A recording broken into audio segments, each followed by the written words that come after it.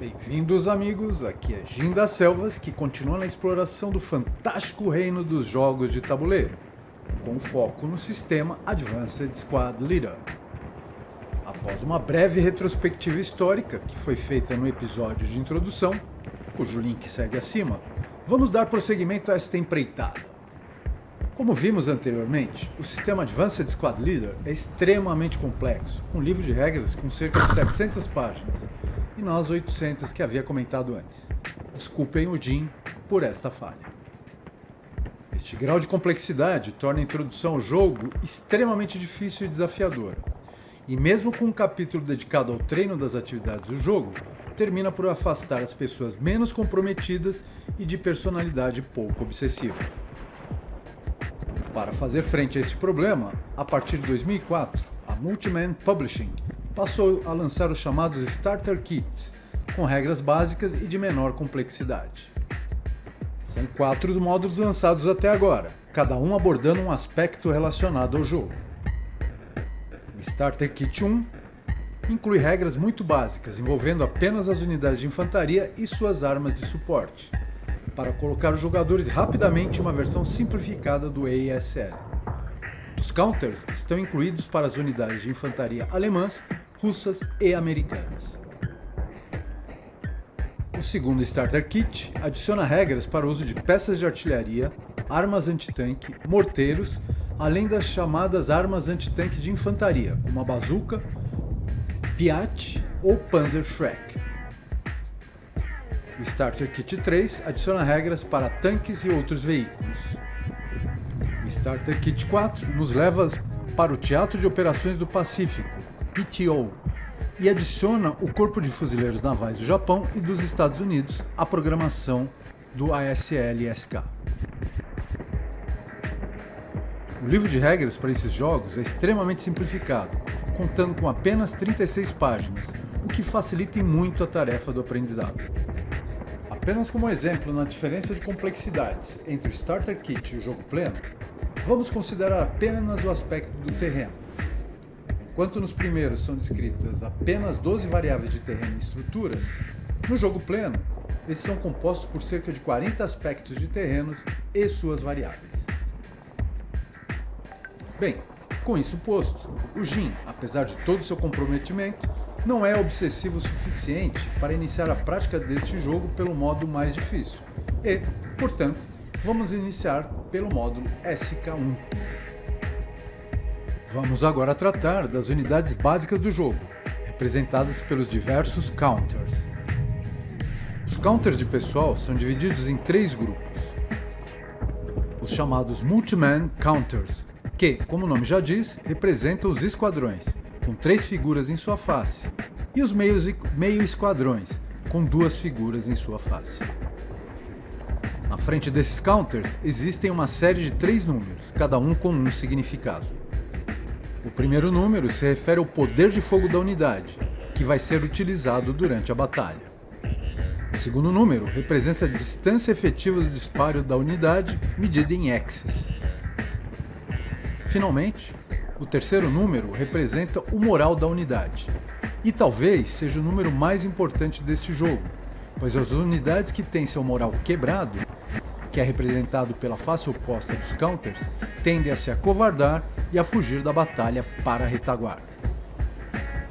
As diferenças entre esses números, encontradas nas diversas unidades de uma mesma nacionalidade e entre aquelas de nacionalidades diferentes, têm a ver com o tipo de equipamento utilizado, o treino e o nível de excelência dos seus componentes de pessoal e para as características culturais de cada nacionalidade envolvida. O counter remanescente é o Single Man Counter, que representa o líder, que é a figura-chave no jogo, pois geralmente é capaz de estimular os homens, aumentar o nível de seu moral, orientando no ataque e na defesa e, eventualmente, auxiliando aquelas unidades que tiveram seu moral quebrado a se recuperar. A numeração nos counters dos líderes também é diferente e conta com apenas 2 números. O primeiro, que é o número do moral, e o segundo, o qual é antecedido por um hífen, que no caso é o símbolo de negativo, significa o poder que o líder vai ter nas suas atividades de orientação de tiro, checagem moral e etc. No caso do ESL, o negativo aqui é uma qualidade positiva, como veremos mais à frente. É o famoso menos é mais. Em relação às armas de suporte de infantaria, que são as armas de uso dos esquadrões, o módulo Starter Kit 1 apresenta apenas 3 tipos de armas, que vamos ver a seguir. Primeiro, as metralhadoras, nas suas formas leve, média e pesada, cada uma com as suas características. Nesses counters, é possível notar que estão representados apenas os números de poder de fogo e distância, não existindo a representação do número do moral. Isto porque estes itens só podem ser utilizados pelas unidades de infantaria e, portanto, acompanham essas unidades por ocasião da checagem do moral. Além desses números, estão presentes outros números, tais como o que representa o chamado capacidade de pontos de portagem, ou PPC, que significa a correlação entre o peso desses armamentos e a necessidade do uso de recursos de pessoal para transportá-las. Um Multi-Man Counter, ou MMC, apresenta uma capacidade de portagem de 3, enquanto um Single Man Counter, ou SMC, tem capacidade de portagem de 1. Mas que diabos isto realmente representa? Bem, de forma sucinta, pode-se dizer que esse número trata da interação entre o peso desses armamentos, o uso dos recursos de pessoal necessários para operá-las e do impacto que essas variáveis submetem à distância com que essas tropas podem se movimentar enquanto portarem essas armas. Meio complexo, não? E vejam que este é apenas o Starter Kit. Para dar uma melhor ideia da complexidade dessas interações, vamos ver a sua aplicabilidade prática sobre o terreno. Para poder fazer isso de forma a ser apreensível, antes vamos apresentar as características de movimentação das unidades sobre o tabuleiro. Vamos utilizar, para tanto, o tabuleiro Y, que é utilizado no primeiro cenário do Starter Kit 1, o cenário S1. Os counters aqui representados são 2 MMCs, um esquadrão e um meio esquadrão. Em condições normais, ambos têm direito a 4 fatores de movimento inerentes, ou seja, podem percorrer 4 axes em terreno aberto.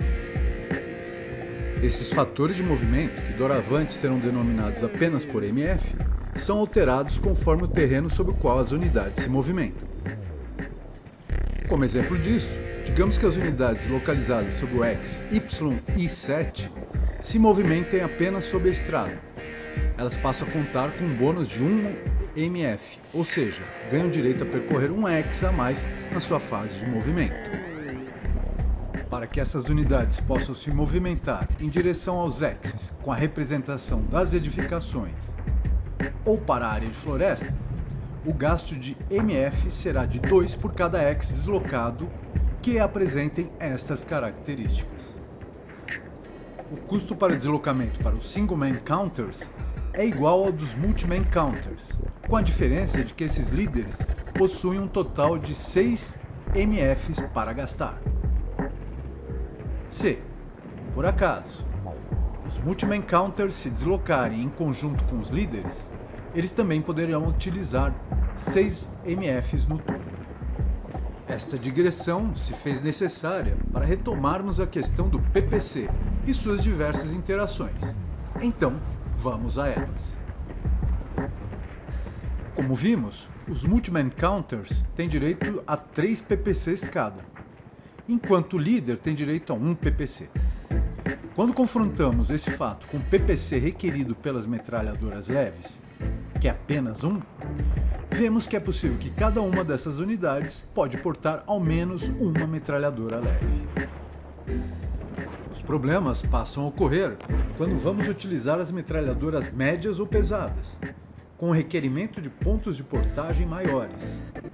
Neste caso, 3 PPs para a metralhadora média e, principalmente, com os 4 PPs necessários para portar a metralhadora pesada. Nestes casos, os Single Man Counters não poderão portar nenhum desses tipos de arma, pois os pontos de portagem requeridos superem muito a sua capacidade de portá-las. Em relação à metralhadora média, os Multiman Counters poderão portá-la, pois sua capacidade de portagem de 3 ppcs não foi ultrapassada. E como fica o caso da metralhadora pesada, com seu requerimento de 4 pps? Com a ultrapassagem da capacidade de portagem dessas unidades em um ponto, ainda podemos carregá-la, mas a um custo, que vai se apresentar na forma da perda de um fator de movimento para cada ponto de sobrecarga de pontos de portagem. Então, os Multiman Counters que forem se deslocar com a metralhadora pesada perdem um fator de movimento, que, dos 4 MFs originais, passam para 3. Esse custo representa justamente a sobrecarga a que essas unidades são submetidas ao operar com equipamentos mais pesados. Uma possibilidade alternativa é a agregação de um ponto de portagem para a capacidade de portagem dos Multiman Counters, desde que um Single-Man Counter se desloque em conjunto com as unidades portando a metralhadora pesada. Esta é a única situação em que é permitido a soma das PPCs das unidades e, neste caso, a soma de PPCs é de 4, o que permite com que estas unidades se desloquem em conjunto sem penalizações. Bem, amigos, com imenso volume de informações neste curto episódio, o Jim está cansado e vai curtir esse sabadão ensolarado. Espero que tenham gostado, apesar da aridez do tema, mas, infelizmente, isso é absolutamente necessário para que possamos brincar com o primeiro cenário logo mais à frente. Assim espero. Com isso, me despeço, desejando com que vocês fiquem bem e fiquem seguros. Namastê!